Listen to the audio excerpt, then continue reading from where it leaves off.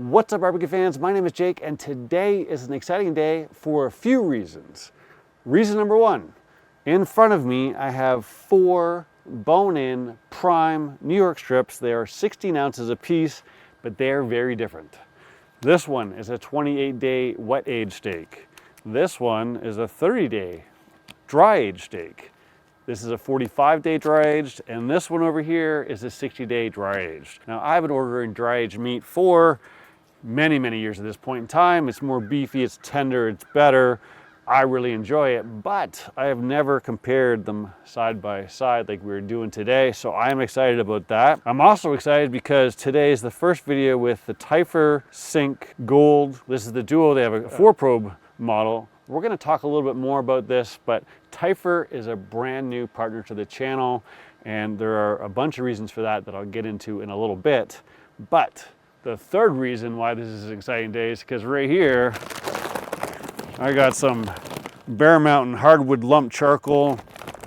Got my hands on it. It is a brand new product from Bear Mountain, and I have not used it yet, so we're going to be putting it to the taste test today, the burn test, because we're going to do a reverse sear, and then we're going to do a super high temperature sear to lock in that flavor and give us some great tasting steaks. Before we can do all that, we got to get our kamado rolling. Let's fire that guy up.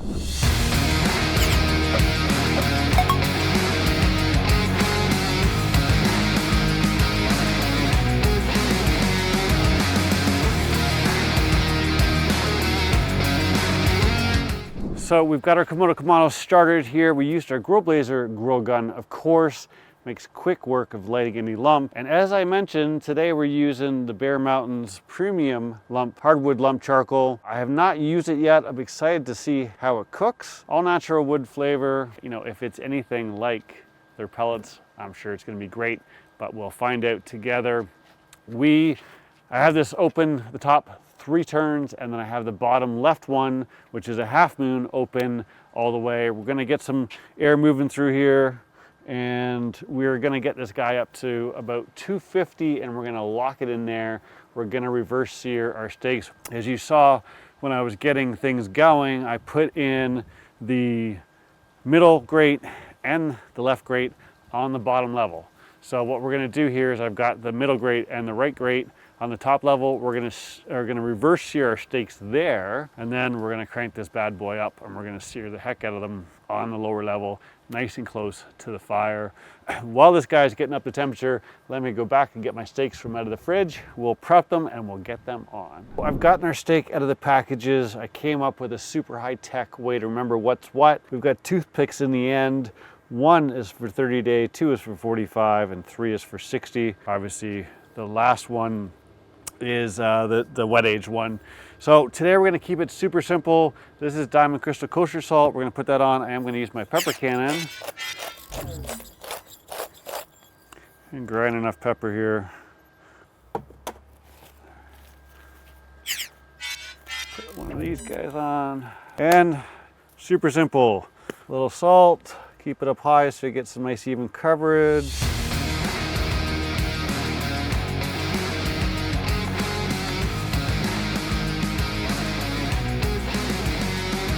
All right, so we've got these nice and seasoned with some salt and pepper. Now let's talk a little bit about the Thermometer. We're gonna turn this on first of all. There we go. Let that boot up for a second.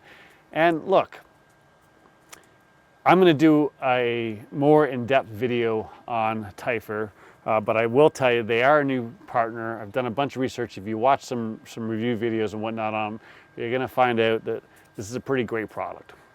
Couple things about it. First and foremost, this is the Duo, so we've got 2 probes. We've got 1 and 1, or sorry, 1 and 2. They line up there. We've got a display on the front of it, and right now it's saying unplug to start. So really, once I take this out, it's 83.5 degrees right now. It's been sitting in the sun, and this is a fully wireless solution. We've got 2 probes here. Each probe has 6 sensors, 5 in the main thermometer itself, and then it's got a ceramic sensor at the end for ambient temperature, and it is good up until 932 degrees, I believe it is, Fahrenheit. So you can sear with these if you choose to.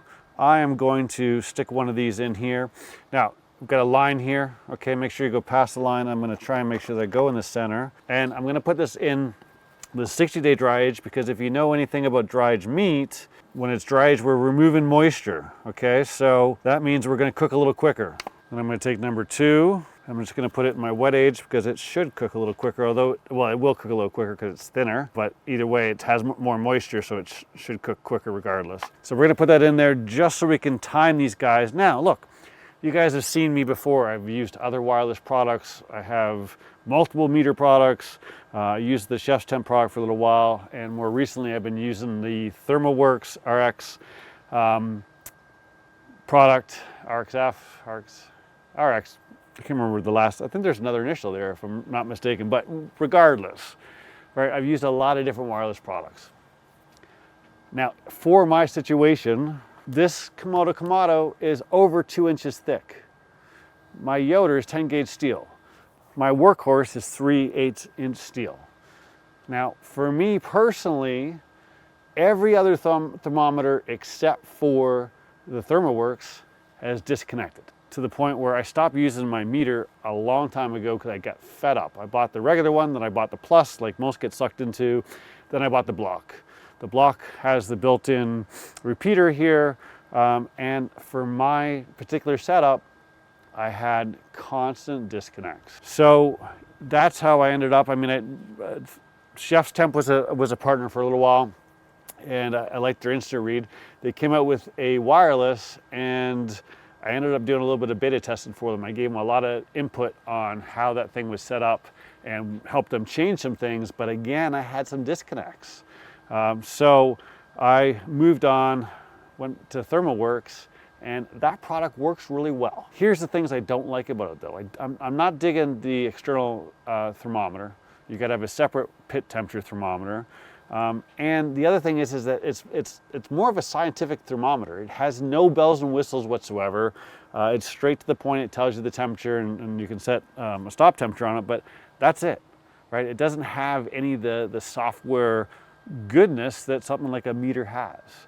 Also, without an app, you cannot know what's going on that one. Same with the meter. So what Typher has done is we've got a couple different options. First and foremost, right now I can see that one steak is 54.5 degrees and the other one's 56.4. No app, no nothing, here's my temperatures. And if you don't want to use an app, like I'm going to do today, it's a beautiful day. It is actually fall, and I can't believe how warm and sunny it is. I'm going to go sit right over there. I'm going to enjoy my rum and Coke. I'm going to watch my dog or dogs, and I'm just going to monitor my temperature like this. I'm not going to use the app. You can absolutely use the app and set what you're cooking and the times, and it will give you estimated time, just like a meter. We will show that to you in another video. But where this thing really shines is it's Bluetooth, it's wireless, and it's sub 1G. So what that does is the sub 1G allows you to go up to 3,000 feet unobstructed and 700 feet obstructed. So I can take this guy, put it here, or I can take my base over there or out in the field, wherever I want, be in my garage, and if I don't feel like using the app, I can just quickly look and see what I got. So it kind of frees you up a little bit, but more importantly, zero disconnects. There's a few other features, I'm going to get into them. They are a partner, and when this video comes out, there's actually a sale happening right now. They're on sale. The Duo, I think, is $169. Use my discount code to save 10% rum and cook, and pick yourself up one if you like. But I will be doing an in-depth review of them soon. We'll do a first look. I'm going to do a few months of cooking on them, and then we're going to do an actual review. But let's put these guys on. We are locked in right now at 225. I'm going to open this up just a hair, and we're going to put some steaks on. We got our wet aged, which I'm going to put right like so. 30, and what we're doing here is my basket splitter is right here, right? So this is our hot area. This is all indirect. You can adjust the basket splitter if you don't want, if you're doing a smoke and you just want this much area, that'll give you this much more area to smoke indirect. but I want a bunch of lump going because we're gonna sear a bunch of steaks when they're ready. And now what we're gonna do is we're just gonna let these guys go probably 30 to 40 minutes. They are a good 2 inches thick. Camera does not do them justice, but we're gonna let those go up to about 118. Now look, I like my finish temperature to be about 132, 135, somewhere in there. If you're someone that likes it rare at 125 or whatever, drop it down by another 5 degrees or so, right? We're trying to do a reverse sear, so we're gonna do a nice even cook on them. When we pull them off, they are gonna carry over a little bit, 5, 7 degrees or so, right? Then we're gonna be dome temperature, probably 700 degrees, but as we go down over those lower grates, it's probably gonna be closer to 1,000 degrees. So we're gonna get a little bit of cooking in that time. Luckily, they're not gonna be on too long, so that should get us right around that 132 mark. Now, cheers. I'm gonna take my base and go hang out with my dogs. The first phase of our cook today is done. We've done the reverse sear. I'm using my Typher Instaprobe, and what I did is I was checking some temperatures here, and then just because we've got a bone, it's difficult for the heat to get in around that bone. So what I did is I turned them around so the bone faced the fire, and then I shifted them forward so they were right at the edge where our indirect and our heat side is. So they were touching this and just trying to get a little bit of heat into the bone to try and bring the meat around the bone up to temperature. They're all like 117.5 to 119, somewhere in there, right? One thing you'll notice about the Typher Insta read is that it is fast, half a second read. So you can see how quickly it changes as I'm going from the center to the outsides of the meat. But now what we're gonna do is we're gonna let this rest. Now, while I was enjoying a rum and coke, cheers, I was over sitting with my dog and having rum and coke and just kind of watching the temperatures on the base. I was like, you know what? Let's go for a little bit of a walk. So I walked out there, and I'll share some video with you. So I shot the video out by a tree, and I think in the video I said it was like 250, 300 feet. I actually went inside, I got my golf rangefinder, and it was 315 feet that I was away from the kamado. And again, it's very important to remember, this is over 2 inches thick here. This is very, very thick, it's cement. So the fact that I was able to, without a single drop, sit out there for a few minutes and just look at my temperatures was pretty amazing. I mean, you're not gonna go that far very often, and with the app, you can go anywhere you want, right? It's connected to the internet, but it's always interesting to see how far away I can get before I have any drops, just given my history of having drops. So with that being said, we're gonna let these rest for 15 minutes, about 10 more minutes. I'm gonna start to dial this guy up, and we're gonna sear around 700 degrees, and then we're gonna try the differences. So it's been 15 minutes. Our dome temperature right now is 650 degrees. Hit that with my infrared temp, and we are at 1,000 degrees at the great temperature. I removed the top middle rack, so I've got full access to sear these bad boys off. I did pull out the Typher sink probes, just because we are over that 932 degrees. So didn't want to damage them just yet. So we're gonna sear these guys. You can see my toothpicks are in here. Let me bring in here. We don't have time to talk. We gotta get into sear.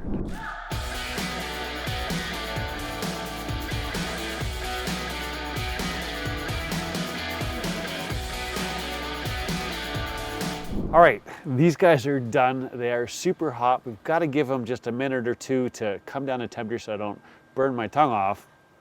Gives me a chance to share a PSA, for lack of a better term. You guys know that I've got dogs, I've got Ollie, I've got Cookie, and I know a lot of you guys have got animals as well. I know it in the comments because you've seen them eat some meat on there. What I want to do is I want to share with you the importance of having pet insurance.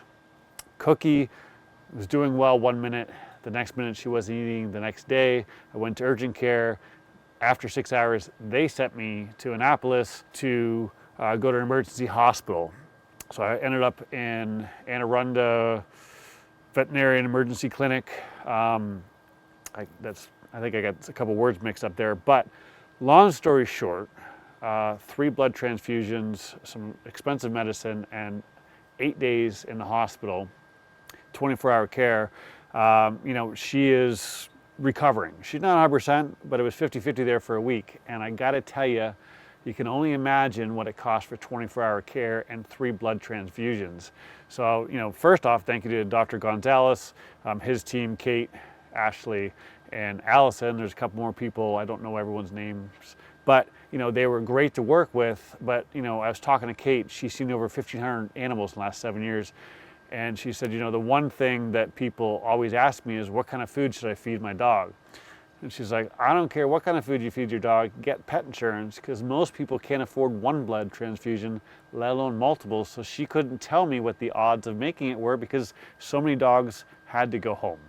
Now, it's a rare instance that it happens, but she has an autoimmune disease all of a sudden, and you gotta get on top of it. And if it wasn't for pet insurance, she wouldn't have made it.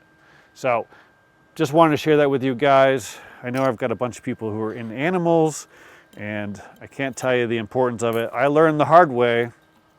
We went out, just like 20 years ago now, but we went out one day for a couple hours to get some lunch, came back, and my dog was laying by the front steps. She couldn't move, couldn't figure out what it was. Carried her upstairs, tried to give her some food, and it turned out that she had 2 ruptured discs or something like that. So she ended up for $7,000 surgery. This is 20 years ago. We don't have kids. My animals are kids. At that point in time, we were broke. And I gotta tell you, we maxed out every single credit card we had to go through that. And we said we'd never go through that again. So we were happy we had pet insurance this time. Toothpicks were pretty burned off, but luckily the meat insulated the rest of it. So I'm able to tell you which is which. But we've got, what am I gonna do here? I'm gonna actually switch these around. 45 can stay where it is. This is the 60, this is the 30, this is the wet aged, okay? So I'm gonna cut a little piece from the middle here.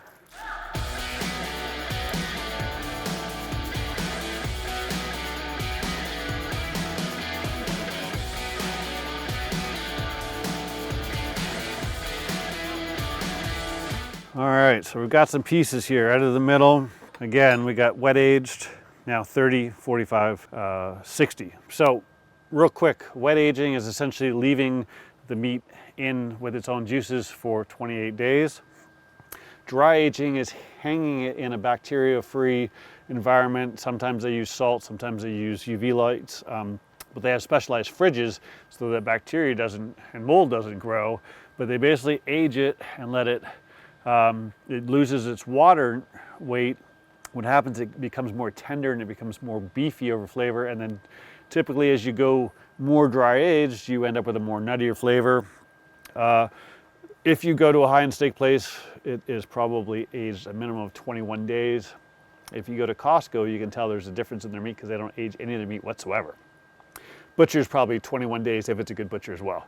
So with that being said, typically what'll happen is this guy should have a little bit more moisture. So good color, the light, but that's perfect for me. If you like yours rare, make it rare.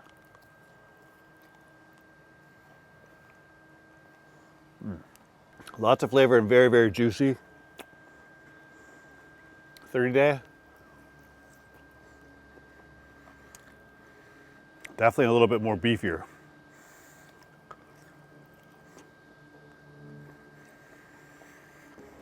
And finally, the 60-day, not quite as beefy actually. They're all nice and tender. I would say the wet age definitely has a little bit more moisture, but they are all super tender.